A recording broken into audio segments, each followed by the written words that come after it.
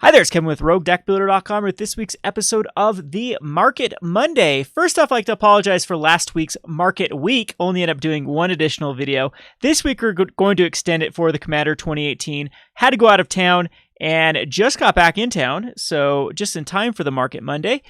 So if you are looking for particular specs for the Commander 2018, I haven't forgotten about that. I think we still do have time. We've seen some interesting spikes, which we'll talk about later, that are, I think, definitely the two that I'll show later, I don't think are sustainable and why I should sell them if you have them at the moment. However, for the topic at hand today, I'm going to continue talking about a topic a couple weeks ago, which is sometimes the lack of success actually is a good thing for set value, as we're seeing Dominaria continue to fall in price, yet core set 2019 is very stable. Now, it seems that the distributors and Wizards of the Coast are still full of Commander 2019. They've restocked it. It's very easy to find.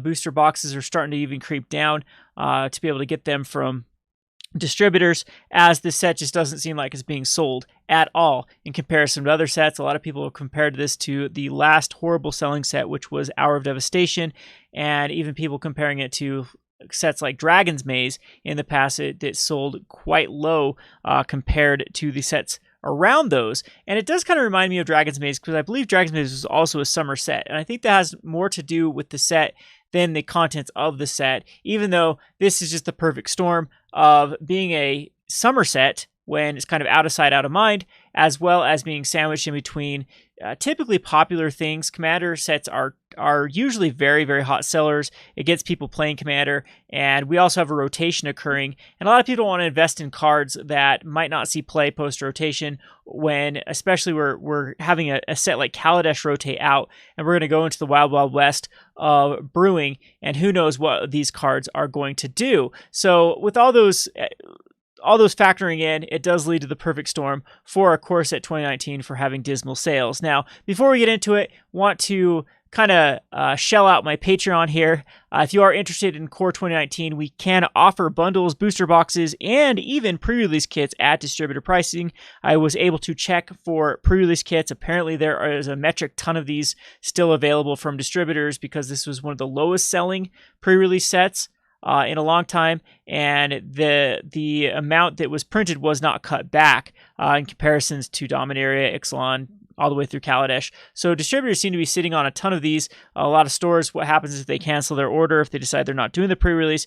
The pre-release is also around holiday time, so that factored in for a low pre-release turnout, and you just do the math right then. It's just the distributors get stuck with a lot of these pre-release kits, because usually they buy as many as possible from Wizards, as they are very capable of unloading them at a profit over time. And unlike game stores, distributors can allow themselves some leeway for sitting on products. So anyway, if you are interested in buying cards or buying sealed product at distributor price, go and check my Patreon out. We are steadily increasing in patrons. This is a great way that I can give back to the community, so you can stop paying so much for Magic the Gathering and help me out at the same time by increasing my purchasing power. And it's just a win-win scenario. So patreon.com/roguedeckbuilder. There is my shill for the week. Anyway, back to Commander 2019, why I think it's a good buy. Like I said, it's the dog days of summer. We've had some pretty dismal sales at our store. Other stores are reporting the same thing. It is nothing compared to Battle Bond and Dominaria. And again, I think the two successes of those ones are where people are continuing to buy when they have the option of buying either Battle Bond or Dominaria. They're buying it over the M19. We only really have one new card out of M19, Nicol Bolas the Ravager, that is holding price. And we also have some other interesting cards like Sarkhan the Fireblood, which does see 4 of play in a modern deck. And there are a few Dragon standard decks running around at the moment that I think get a lot worse after Glorybringer's out. I don't think that there is any demanding Dragon type cards that are as good as Glorybringer that keep Sarkhan in the focal point when the sets rotate. So Sarkhan, I think, is destined to go down. I don't think you can hold it at $20. And I think that Mythics across the board still have a lot of room to go down from M19. We're just seeing these high price tags because no one's cracking boxes. And that's kind of surprising, because the box, well, actually not. See, this is the problem with Core 19, is the box set is kind of stagnant here at this $80 mark for TCG Mid. If we flip it over here, by the way, this site's called donglare.com. For people that ask, I seem to get a couple questions every time. I use this site a lot to try to figure out a box value of particular sets. But if we go over to TCG Low, it's about $49. So if you're looking to make a quick turnaround for the core set 2019, and you're looking at about $50 after when you sell on TCG Player, and then think of all the fees that are associated with that. So it's just not profitable. Usually opening boxes is not profitable at this point in time. Box opening hasn't been profitable for a long time unless you max box open it and have an outlet to where you actually can sell cards at a higher premium than TCG Mid. But Core 19 is, it's actually above average for this time, but the problem with it is it never had a spike. It never did have that time when it had the $100 boxes. It's been stagnant here since its release for about $80. If we come over here and compare it to, we can't go back very far, but Dominaria, you can see a steady decrease. Dominaria at one point was around the $100 mark, and it was very, very profitable to crack the booster boxes of Dominaria. However, that is not the case anymore. As you can see, it's a dismal $62. So in fact, out of all of these sets right now in Standard, the Dominaria is the second worst set to crack for value. Amonkhet would be the other set that is pretty low. But even Hour of Devastation, you get a better value just because there's a lot of value in those invocations that you can open that add towards the average booster box value of the set. So Dominaria, the success of the set, the just mass amount of cards that are played in Dominaria is actually a bad thing for the long-term pricing of Dominaria. We saw that with Kaladesh. One of the cards I like to refer to is, I think it was the second most played card. Abrade was the most played card at the Pro Tour. Second most played card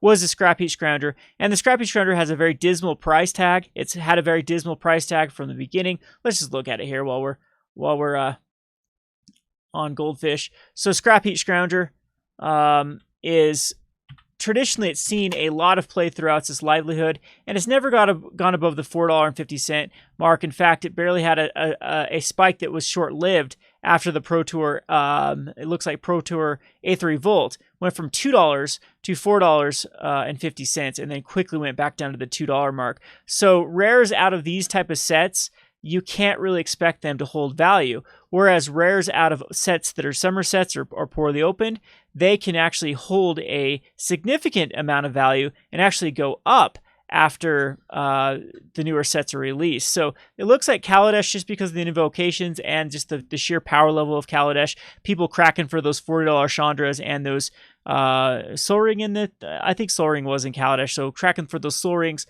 kept the value of this Scrap Heap Scrounger insanely low. And I think that's exactly what we're going to see from Dominaria, is people cracking for those early. We had an early spike in both the Teferi and the Karn, and it was just worth it to open those booster box after booster box to try to find those $50 Karns to sell.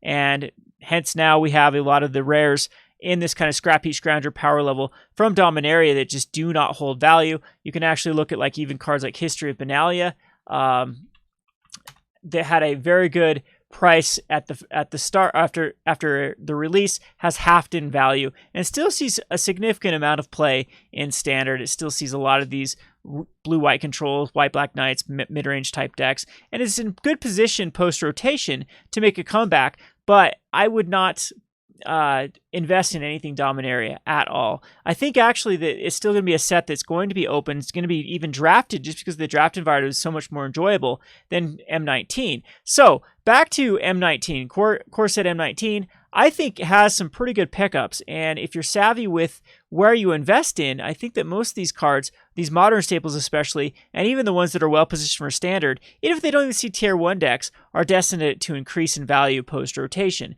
So we're going to take a look at Core 2019, and I'll give my thoughts on the cards that I like for specs if you can get it on the right price. And the big question is, have we seen the low for Core Set 2019? So it's only a few weeks until rotation, a good month and a half. And then we also have Return to Ravnica. And that, I think, is going to sell very, very well because of nostalgia. I think it's actually going to draw some players back in. There's been a significant amount of time that's passed since Return to Ravnica. And Return to Ravnica was the last big bubble, I would say, from Shadows, or from original Innistrad to Origins, was the height of Magic, and it was Return to Ravnica that really ignited the fire. Of course, Shadows of Innistrad was good. We started to see player increase since Shadows of Innistrad, and then but it wasn't really till Return to Ravnica that the entire Magic scene just completely took off. Now, I have some theories of why that happened. I think it had a lot to do with the downfall of World of Warcraft. We saw World of Warcraft peaking around that time, and then people looking for something besides MMORPGs to get into. And a lot of people in the gaming world decided, wait, let's go back to Magic. That's exactly what happened to me. I've talked to a lot of other people. That's exactly what happened to them.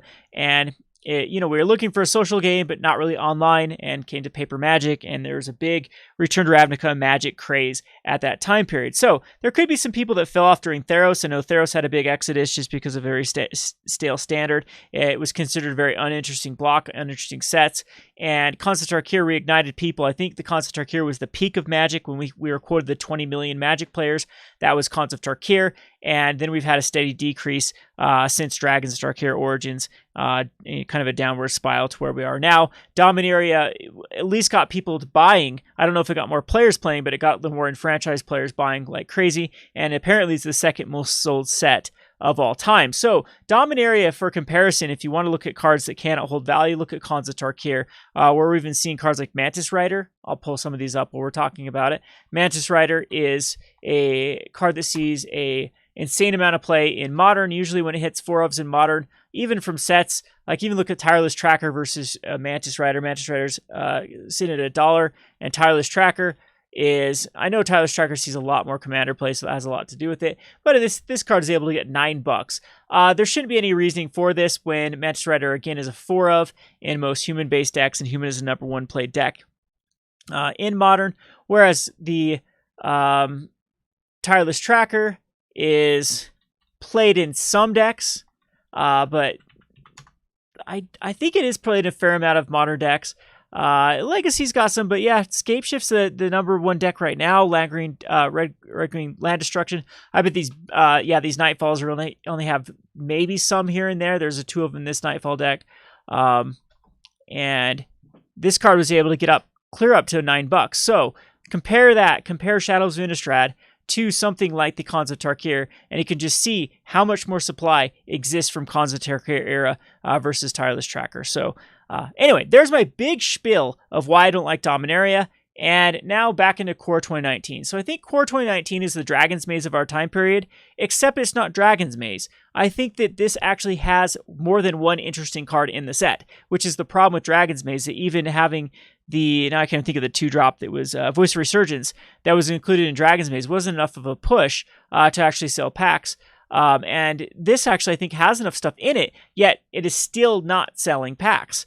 And so that's a big kind of red flag for Wizards with Core 2019, but that's also a very good green light to invest in a lot of these targets. So again, I'm not a big fan of the Mythics. I think a lot of the Mythic values can be held by cards like Scapeshift and Crucible of Worlds. I'm expecting a recovery on Scapeshift. I think $12 is actually a bit low for Scapeshift. I think the $20 mark is about right for Crucibles. We could see it go down a little bit more.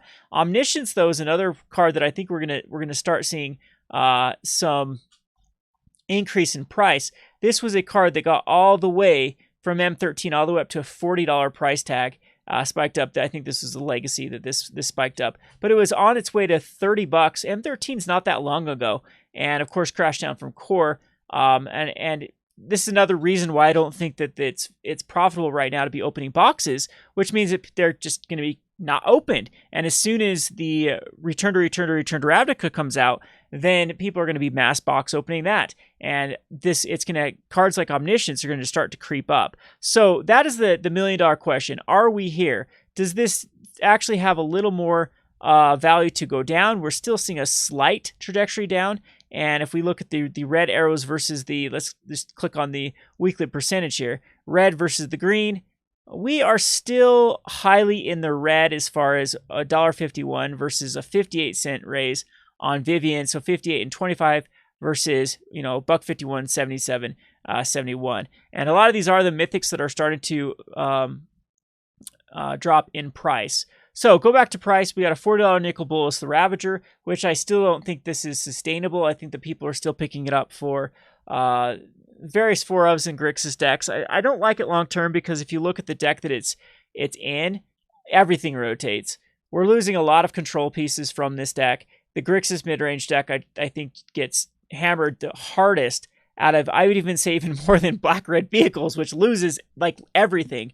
This also loses everything. Champion of Wits, Glint Sleeve Siphoner, the Scarab God, Torrential Gearhulk, Liliana, Fatal Push, Abrade, and Doomfall, Supreme Will. They all go out. The good news is it does have Vraska's Contempt, that right now is like the best removal spell right now it just takes care of everything. I don't even know if Vraska's Contempt, with a lot of the cards rotating, is that much of a necessity going forward, when, maybe Castaway might be a better, Castaway is just, or Cast Down is quite a weak card at the moment in Standard, because it doesn't get rid of very, very huge threats that happen to be legendary, like the Heart of Quran. But with that going out of the way, with, I guess Ashcloud Phoenix still does exist. Vraska's Contempt might, Vraska's Contempt probably still will, just because of Ashcloud Phoenix will stick around. But the entire deck, the Nicol Bolas, is currently seeing play. Let's see if we can find a different version. Yep, here's another different version. Yep, this is more of a red splash Nicol Bolas the Ravager. Kind of a crazy little list here. Glorybringer, the Scrappy Scrounger, Soulscar Mage, the Good Curve here rotates, and the Chandra aspect of this rotates, as well as the entire removal package rotates here. So without Nicol Bolas, we don't know how well the mana base is going to be. We don't know how well we're going to be able to support the 3 colors. I mean, a lot of these type of decks have traditionally been helped out by like cards like Aether Hub, especially the other Grixis one. Some of these have run like Harness Lightning to help with the fixing with Aether Hub, to make sure you have the double blue, the double black. The Scarab God, we need the black blue to start exiling it. And we still have a pretty decent mana base right now in Standard, with like Fetid Pools allowing the Drowned Catacombs and Dragon Skull Summits going to play untapped after that. We are keeping the Summits and the Drowned Catacombs. Those are staying. If we get Shocklands, the mana base just gets insanely good. So that's what I would keep an eye on Nicol Bolas, is Shocklands. If Shocklands are back in the mix, that is a very, very potent mana base that we have, and casting having a 3 or 4 color deck like we saw last time, we could see a huge multicolored theme like we did last time. Then Nicol Bolas, of course, is a great, I don't know if a pickup is the right word, because I still think that this is destined to go down for the next couple weeks, but that might be a good time to be eyeing Nicol Bolas. But as with the information we have right now, this is a card I do not like for long term. So Crucible, yes, I like it here. Maybe $15 is more reasonable. Most of these cards, you can find, what I like about this time period is you can find deals on these particular cards. And if you're paying $20 for Crucible Worlds, you're paying too much. People are still drafting the set. They're willing to get rid of these. And your cash goes a lot further in a recently released set than it does in a set that was released a long time ago. Like, it's easier to find deals in Crucible Worlds than Engineered Explosives, for example. Sarkhan Fireblood, don't like it just because I think there's too many variables. I think that the Dragon deck just might be a flavor of the week for Modern. People might just go over to traditional Skred, like it's been in some Skred Dragons and Mono Red Prisons. I tested Skred Dragon, did not like it. Didn't it win like a major event though? I think it did. And there's some decks that have run it, like this Grixis midrange that we saw, that there was a focal point on the Dragons, and a 5-color Dragons deck in Standard that runs the Sarkhan. It's a decent little card. If we do run over to more of a mid-range, maybe Sarkhan can see more of a play, because it does get value immediately off of a Planeswalker if you don't need to protect it. Gets up to 4 loyalty. A lot of times it can't be attacked down. At that point, if they do 3 damage to it and it's still alive, you've basically won with that transaction. And then Sarkhan can start getting you even more value and start finding the cards that you need. In a loot-based deck, this would have been, of course, a lot cooler during Madness. Unfortunately, it came out way too late for that. So anyway, Sarkhan, I still think I'm very, very bearish on Sarkhan. I think it's going to continue to go down. Same with Tezzeret. Tezzeret is a lot worse after rotation, losing Kaladesh. Resplendent Angel is a card that I haven't liked. However, a lot of people think it's just a great little mid-range slot. I think History of Banality is just much better. If we get anything decent out of the next sets too, it's just going to continue to push Resplendent Angel out of that 3-drop slot. We still have Lightning Strike in the mix. We are losing Fatal Push, but there's still a ton of cards that kill Resplendent Angel no problem. Johnny, Adversary of Tyrant, still hasn't really found a home. It's going to continue to go down.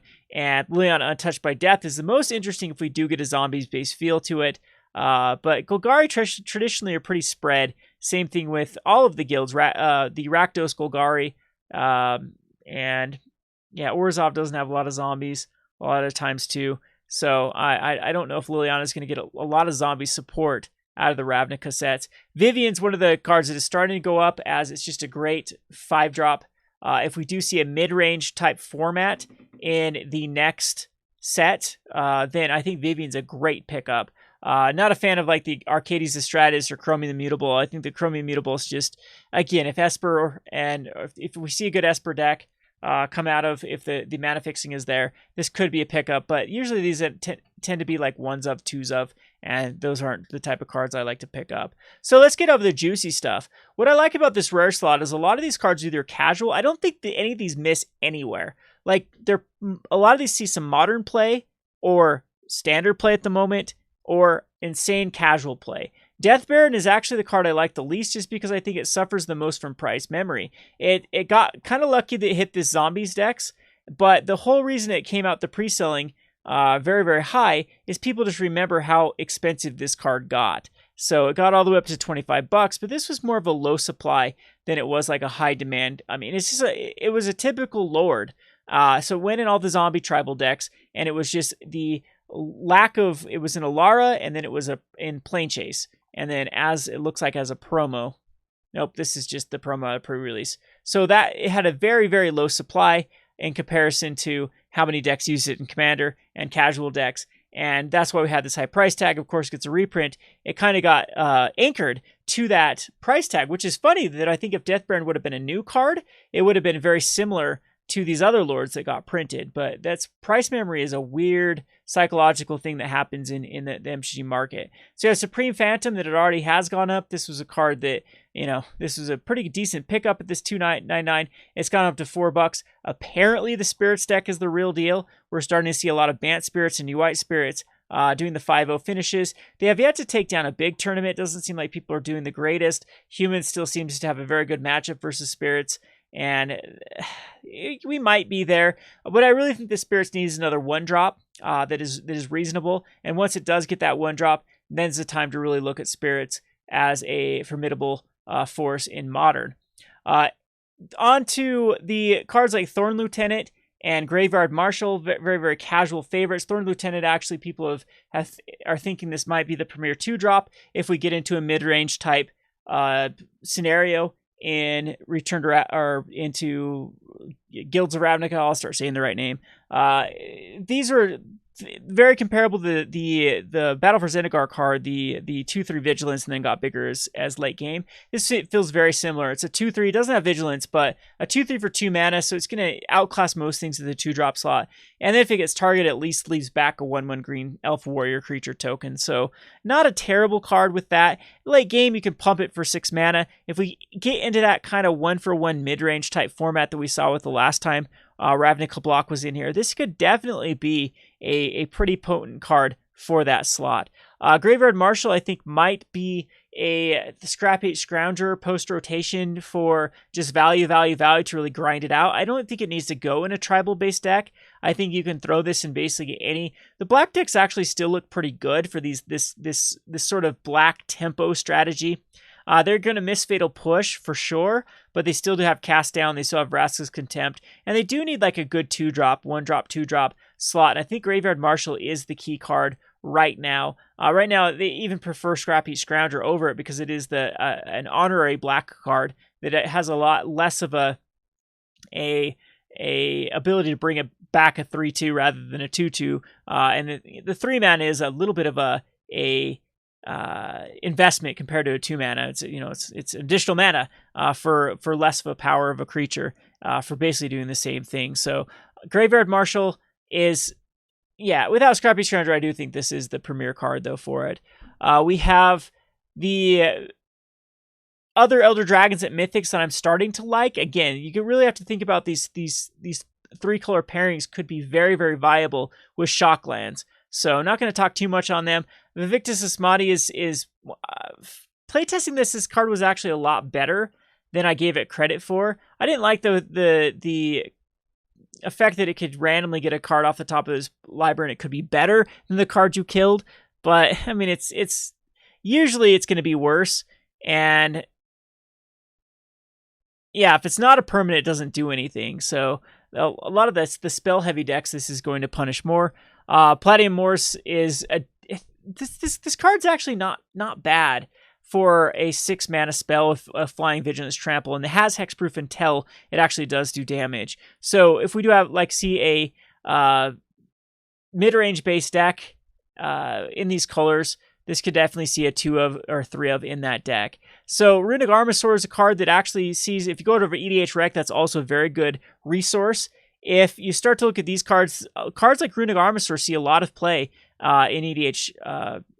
It's going to draw you a ton of cards. There's so many times that people activate creatures and lands. I think Commander's the right place for this. I expect this card. This is one of the cards I'm very, very bullish on that I think is hit its low, its reasonable low, which kind of sucks too that this set wasn't open this much. These are the type of cards I love to pick up at like the 50 cent, 75 cent mark and then just watch them go up to 250. But I mean, if you're starting at a higher base, this card can easily go up to $5 just from Commander pressure alone.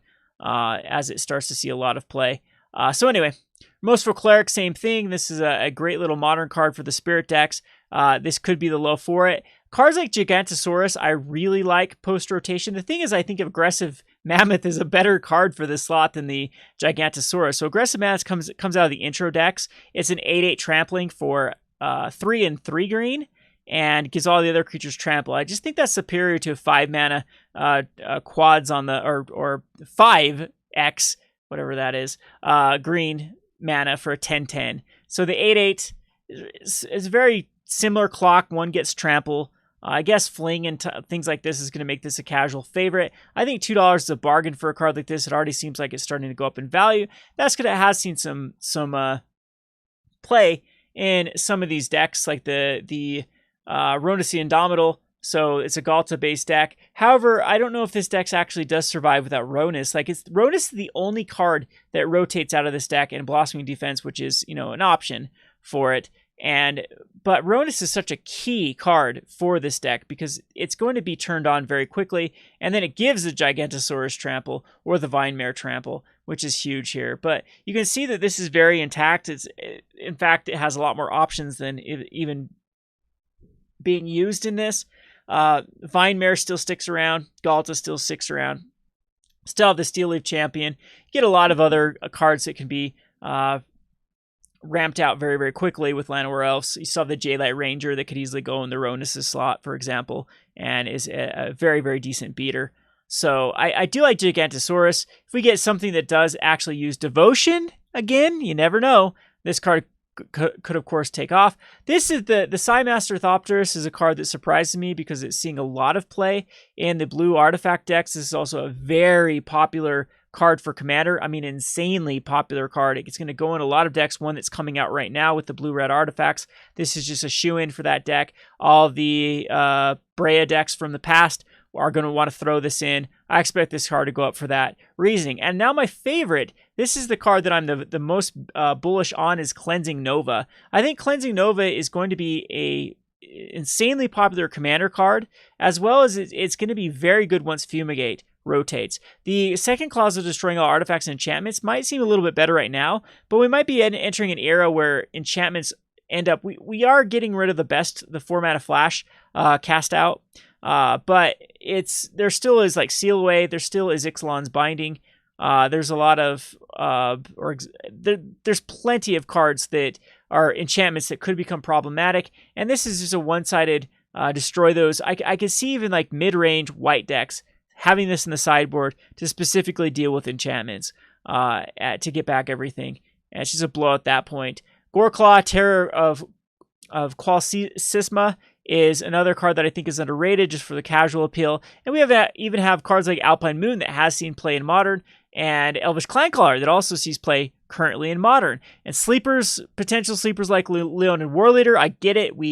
A lot of the cats rotate, but I don't think this needs to be necessarily in a cat tribal. This could be the type of card that in the blue-white mirrors, the creatureless mirrors, that is sided in when the other opponent takes out all their creature removal, and then you have a Lone War Leader that's a very quick clock. And Sarkhan's Unsealing still seems very underrated or very underappreciated at the moment because most of these cards are not rotating that goes in this Unsealing deck. So if we check out this red-green Sarkhan's Unsealing, we still have the Steely Champions, the Thrashing Brontodons, the Vine Mares, and the Galtas. The Verge Gearhulks, of course, are a card that is even debatable that even needs to be in this deck.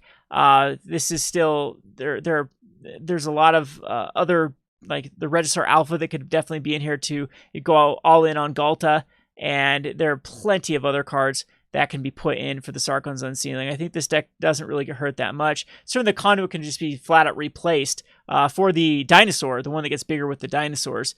It might actually even be better than Serve the Conduit. I don't know what's up with Serve the Conduit in this particular deck, as you are running 6 dinosaurs. Yeah, I'd need a little bit more dinosaurs to justify it. So this deck is still around. We can see Carnage Tyrant just be shoot in here too for something like Verdur's Gearhulk for the Sarkhan's Unsealing. I think this deck survives rotation and could be a great deck if we do go back over to more of a mid-range. It seems like that if that Turbo Fog deck sticks around, this is a card that actually does very well against Turbo Fog because it's 4 damage to any target that can't be fogged. You just actually have to stick the Sarkhan's Unsealing. You're good to go. You're also creating a lot of pressure with this deck to your opponent has to fog every turn, so they have to keep up mana. They a lot of times can't counter things and whatnot. So, Demanding Dragon, another card that seems pretty decent. Goblin Trashmaster, very good card for Commander. All of these, I think, are they're a lot more playable than just your typical bulk. And I'm expecting this set, just because it didn't ever really breach that above that $85, $90 mark where it's actually profitably opening these, that this is... a lot of these boxes are just collecting dust on the shelf. I highly doubt that Wizards is going to do a second print run for Core 2019. I think that they are back to the drawing board. I think there's a lot of people that are heads are going to roll for this particular set. Maybe not. Maybe it ends up, like I say, it ends up being a pretty good set long term. But for now, though, it's just not being. There's just not enough time between now with everyone the Commander craze and Guilds of Ravnica to come out for this set to be opened any decent amount. So anyway, that's kind of a long rambly for why I like Core Set 2019. We'll get to Core Commander 2018. Very interesting stuff about Commander 2018 before I leave this. We're seeing some price decreasing very, very quickly. None of these decks are actually above. Like if you were to crack the boxes right now, you can't get your money back. I think $47 was the value of Commander decks. There's no, by the way, let's correct some terminology. There's no such thing as estimated value for Commander 2018. There's value because you know exactly what you get and you can look at the prices for that. And this is very dismal compared to last year. We have Yuriko, the Tiger Shadow. I think this will go down pretty quickly once the people that want to play Yuriko. This is a huge sign, though, that this is the big pre-seller. This is the card that people are going to be building around, so you can go check out my last week's video for cards that can upgrade Yuriko. There are quite a few of those that I didn't touch on that I've looked on now that go in this deck. We'll keep an eye on Yuriko. And then the next one, too, is another commander that people want to build around, which is Yannette, the Cryptic Sovereign. So we'll look at cards around. This will probably be the video that comes out later on this week that I'll look for cards that are built around Yannette, the Cryptic Sovereign. Is this the one that comes? This isn't the pre-release one, though, or the one on the front, is it? I don't even know. Maybe it is. And then Treasure Nabber seems to be the card that people are picking up for, for it to put in their deck because it's just such a hate card for all people's mana rocks. And you can kind of go down this list, though. But what I'm trying to say, that even though this isn't, people aren't having a huge response to this, it's already crashed in value where it's not even open to mass box open it. So this set could actually recover very, very quickly. There was like an emergency meeting between distributors and Wizards over the weekend. Distributors were told that they're not getting the allotment that they first were getting, and our distributor called us saying, hey, we can't guarantee you anything. We can guarantee you three total sets.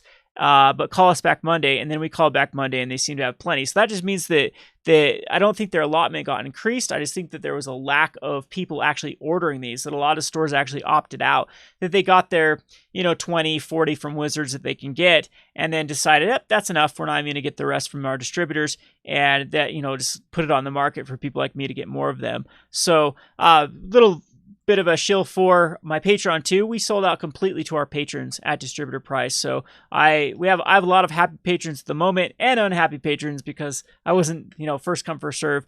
I wasn't able to fulfill their orders, but we're going to try to work with distributors and see if we can get some more of these, and I'll keep you updated on that. So another benefit for joining the Patreon is getting very, very cheap. These end up selling for $85 for a set of Commander, which is, very, very low compared to the MSRP of 150. I can't remember what they, I think $45 $45 a Commander set. So 180, I don't know, somewhere around there. But anyway, last but not least, there are two cards that I did want to talk about before I Starfield of Nyx. Just a word of the wise. I think this is a little bit... This card does this all the time, where people think it's going to be a good inclusion. If you ever played this in a deck, this is such a trap card to be playing in a Commander deck when it turns all of your enchantments into creatures and then someone board wipes. So this is spiked up, thinking that people are going to just chuck this in the enchantment deck. I doubt it. I don't think that this is going to show up in a lot of lists just because of what a liability it is. I get it that you can turn everything into creatures, non-Rs into creatures, and attack in for lethal that turn that you play it.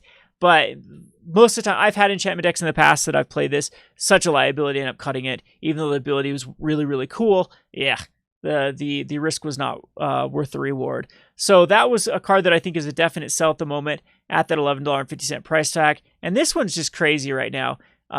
Insidious Dreams. People are talking about how this is pretty crazy in not only the Miracles deck, but also in the Ninja deck, as you can set up your top of your library to then find like the Emrakul the Promised Land or Draco or these highly converted mana cost cards, and then draw those cards and make your opponents die to the triggers from drawing those cards. So that's one of the reasons it's gone up. I think, of course, this is a little bit high for Insidious Dreams. It's not a reserve list card. $30 is insanity at that point. It's getting to the like cards at food chain levels. Well, not quite food chain, but I mean this card sees a ton of play in Commander, not just in very, very niche decks. And I think $30 is a little bit too rich for an unproven card. So I think if you have any of these cards, the time is kind of right to sell these particular cards. I don't think it can go up more than this. Anyway, this has been a long Market Monday. I'm going to leave it now. Core 2019, I think, is a very, very good pickup. It's the $1 million question: has it flatlined out right now? And in my opinion, it has. The dog days of summer are coming to a close. People are not really interested in Standard. Modern is dying down right now. Commander seems to be the focal point for this time period. Then Commander starts to die down, and then Standard really, really picks up. And if any of those cards see in a Standard deck, I think the risk or the reward is definitely worth the risk at this point to start picking up play sets or extra copies of these Core 2019 cards. And I hope I gave a good overview of the specific ones that I like. Anyway, this has been Kevin with RogueDeckBuilder.com. Thanks for watching.